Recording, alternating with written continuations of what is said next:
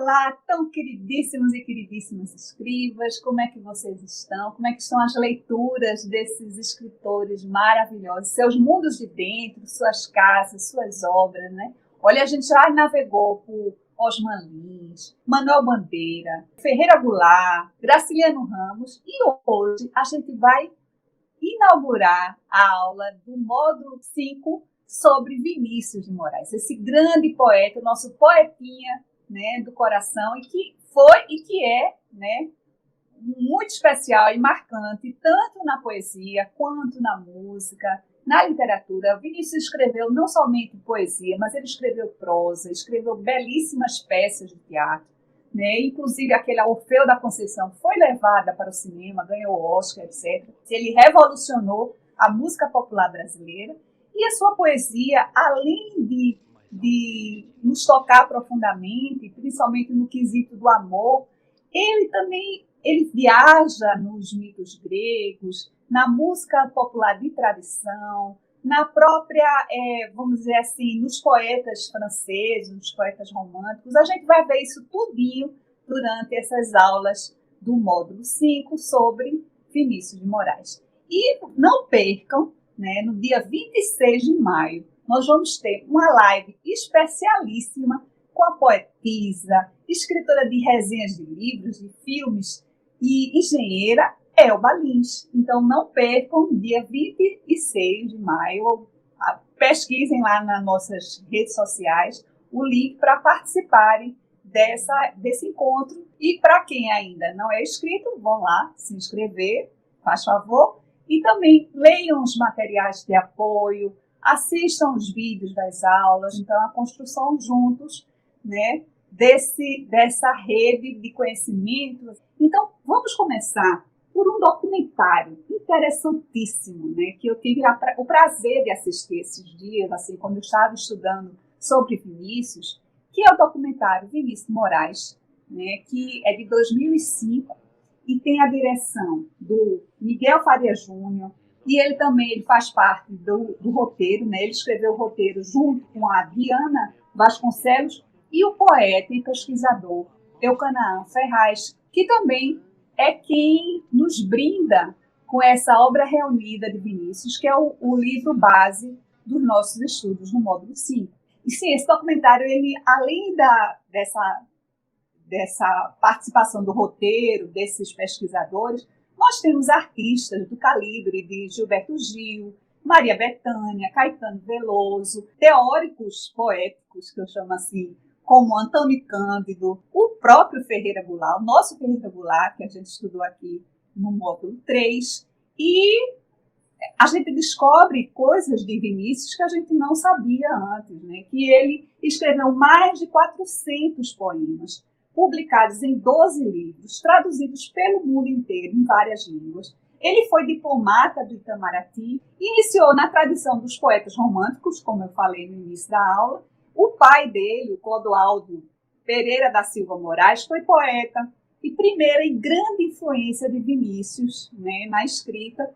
E a Lídia Cruz de Moraes foi pianista amadora, daí onde vem esse amor pela música, né, de Vinícius. Ele venceu o Prêmio Nacional de Poesia com o seu segundo livro, Forma e Exegese, de 1935. É um livro bem formal, assim, bem tradicional, né, na poesia de Vinícius, concorrendo com o Mar Morto, de Jorge Amado, o próximo escritor estudado aqui nos nossos estudos. E Ferreira Goulart afirma nesse documentário que, com todas as forças, né, ele afirma que Vinícius nos ajuda a viver. Então, assim, a gente vai ter muito material interessante para trabalhar. E quando a gente pega o nosso livro base, eu me aprofundei na obra poética de Vinícius, porque a parte de prosa de Vinícius, as peças de teatro, né, eu deixei para uma outra ocasião. Tem peças belíssimas, como Orfeu da Conceição, Pobre Menina Rica. Vale super a pena vocês investigarem. Mas agora, no nosso módulo 5, a gente vai investigar a obra poética de Vinícius. E o Canaã, ele nos dá um presente maravilhoso, que é o prefácio com a Laetitia de Moraes, que é a irmã mais nova de Vinícius. E Laetitia, ela vai nos dar o quê? Ela vai nos dar as casas de Vinícius, que é justamente a gente que a gente investiga aqui nos mundos de dentro.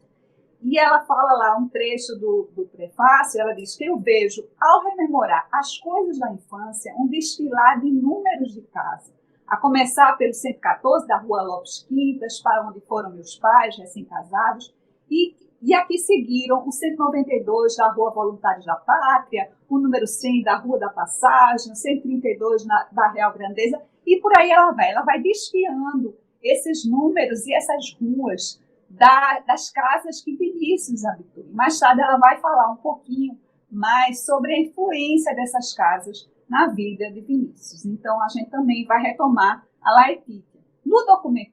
Ainda no documentário, Gilberto Gil, ele nos dá uma frase que foi daí onde eu fui tirar a teoria, porque nós somos um grupo de estudos e todo livro ele nos dá uma dica, tá? Todo livro que a gente se debruça para ler, para estudar, ele nos dá uma dica de uma teoria que a gente pode fazer uma relação, certo? Porque é a literatura e outras artes, a literatura e outras áreas de conhecimento.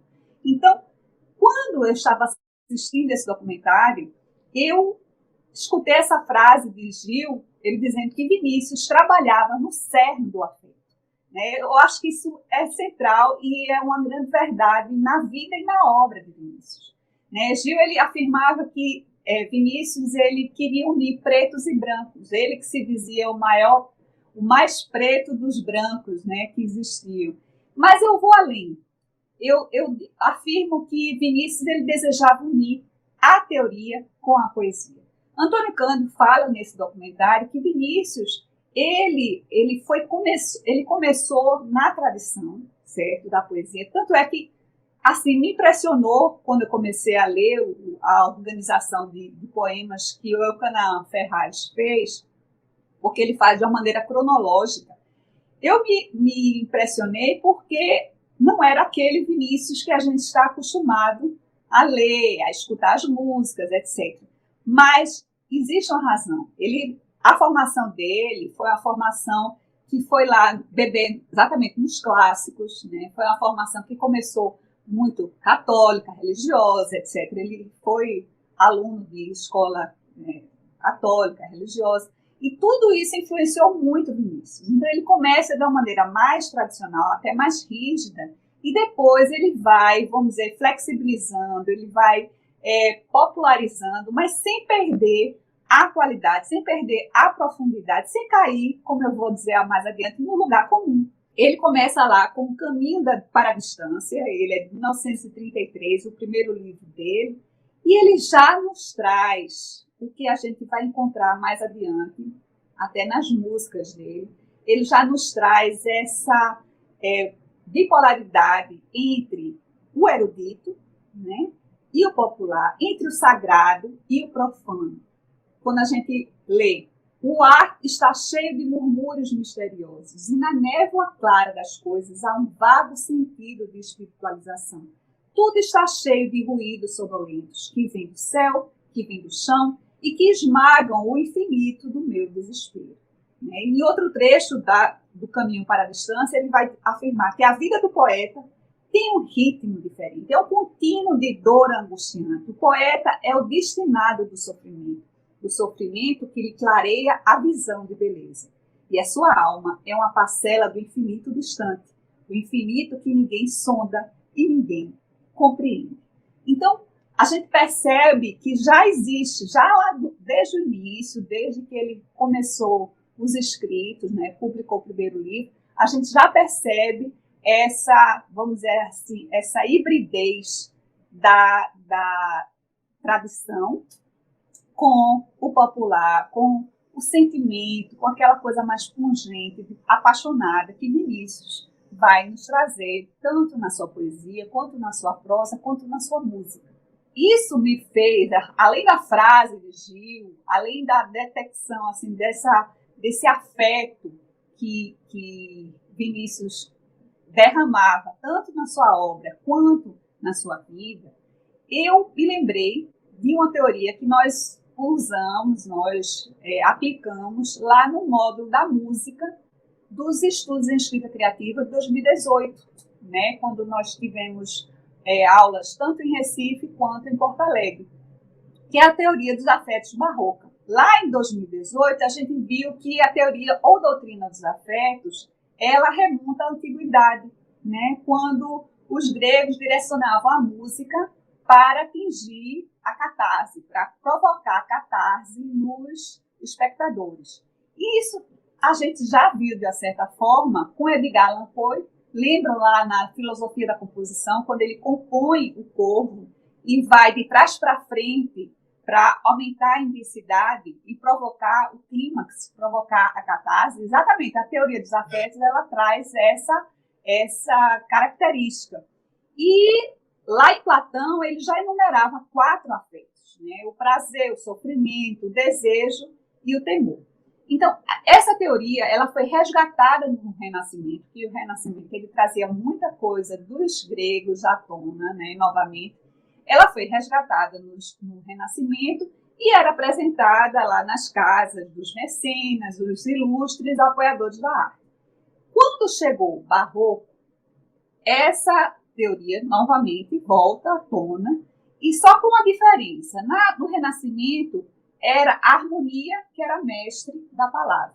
No Barroco, era a palavra que era mestre da harmonia. E o que é que nós oferecemos de diferencial para esse ano de 2021, os mundos de dentro, no nosso curso, né? A gente viu lá a teoria dos afetos barroca, lá em 2018. Em 2021, a gente vai investigar esse teórico, que é um professor de lá da Universidade de Millersville, nos Estados Unidos, é o professor Gregory J. Sigworth, que ele, no The Affect Theory Reader, o leitor da teoria dos afetos, ele vai nos apresentar, vai nos trazer de volta Spinoza, né, o Baruch Spinoza, lá na sua Ética, quando ele vai falar que ninguém, no caso Spinoza, ninguém ainda determinou o que o corpo pode fazer, certo?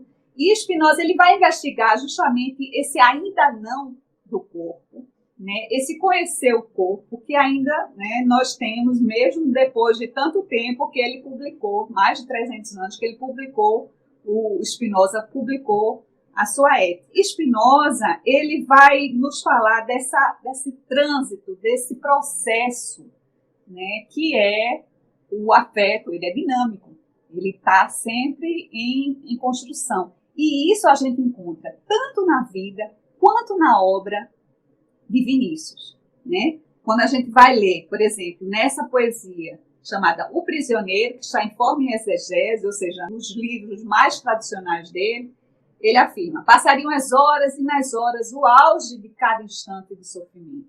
Passariam as horas até a hora de voltar para o amor das almas e seguir com elas até a próxima noite. Nenhum movimento. É preciso não despertar o sono dos que velam em espírito. É preciso esquecer que há poesia a ser colhida nas longas estradas. Nenhum pensamento. A mobilidade será o horror de todas as noites. É preciso ser feliz na imobilidade. Então, nós encontramos um paradoxo. E aí, como é que pode um ser tão livre, feito Vinícius de Moraes, e ele se restringir à imobilidade? Mas é exatamente ao contrário. Ele tem essa sede de trânsito, essa sede de processo, né, que nós vamos encontrar não somente na obra dele, né, por exemplo, aqui na Queda: tu te abaterás sobre mim, querendo domar-me, mas eu te resistirei, porque a minha natureza é mais poderosa do que a tua. Ele vai sempre quebrar essas amarras, não somente na obra, mas também na vida, né? Vinícius foi casado 9 vezes, ele estava sempre em busca dessa paixão assim desmesurada, né? E ele precisava sempre estar nesse movimento, sempre nesse caminhar, nesse processo. E na próxima aula, aguardem, porque a gente vai investigar algumas áreas que eu identifiquei. Foi uma leitura minha, certo? Algumas áreas que eu identifiquei na obra completa de Vinícius de Moraes, e também falar um pouquinho mais sobre a casa, né? E não se esqueçam da live no dia 26 de maio, que vai ser muito especial. Elba, além de grande poetisa, é uma grande apaixonada por Vinícius, né? Então, vocês vão adorar o encontro. Até lá!